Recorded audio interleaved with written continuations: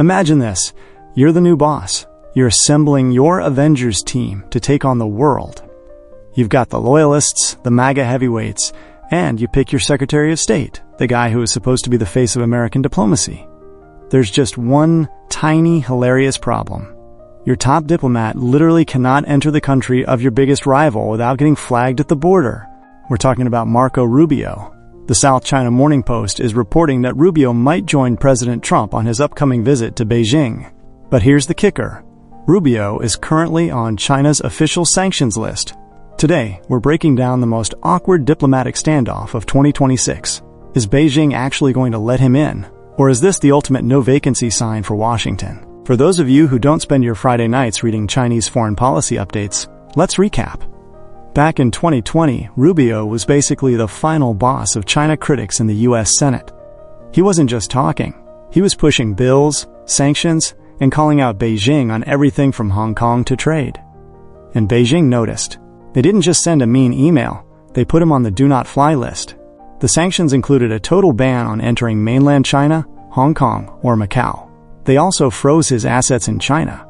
And let's be real, Marco probably wasn't hiding his 401k in a Shanghai bank, but it's the message that counts. Finally, they prohibited Chinese companies from doing business with him. So for the last few years, Rubio has been persona non grata. Fast forward to today, and suddenly, he's not just a senator anymore. He's the Secretary of State. This isn't just a travel headache. It's a massive geopolitical game of chicken. When asked about Rubio's potential visit, China's foreign ministry gave a response that was a masterclass in passive aggression. They said, and I quote, "The sanctions were targeted at Mr. Rubio's words and actions as a senator." Let me translate that from diplomat to human. They're saying, hey Marco, we remember every single thing you said about us in 2019. And just because you got a fancy new job title, doesn't mean we have amnesia. But notice what they didn't say. They didn't say he's banned forever, but they also didn't offer a VIP pass. They're leaving him in the maybe pile. By doing this, Beijing isn't closing the door. They're just making it very, very heavy. They're effectively saying, if you want him in, you're going to have to ask nicely. This is a brilliant power move. If China just said no, he can't come, they look like the bad guys who are closing off communication. But by giving this vague non-answer, they've tossed a hot potato right into Trump's lap.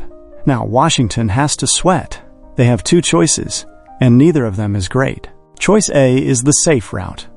Trump leaves Rubio at home and sends a safer official who isn't sanctioned. This makes the trip go smoothly, but it looks like a retreat. It looks like Beijing successfully vetoed the U.S. Secretary of State. Choice B is the power move. Trump insists Rubio goes, but that means Washington has to do the legwork now. They have to open a backdoor channel and basically say, hey, what's it going to take for you to lift this ban? Suddenly, China has leverage before the plane even lands.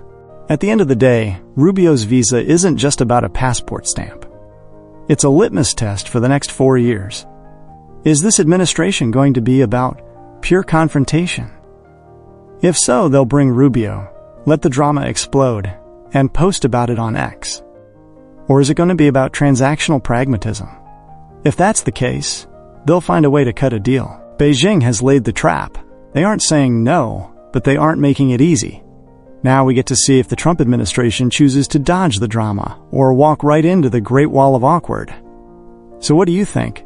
Will Rubio get his passport stamped in Beijing, or will he be watching the meeting from a Zoom call in DC? Drop a comment below. Don't forget to like and subscribe for more deep dives